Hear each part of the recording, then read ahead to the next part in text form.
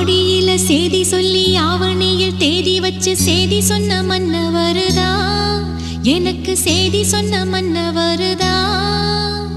சொந்தம் சொல்லி நெத்தியில குங்குமத்தை வச்ச ஏன் மன்னவர்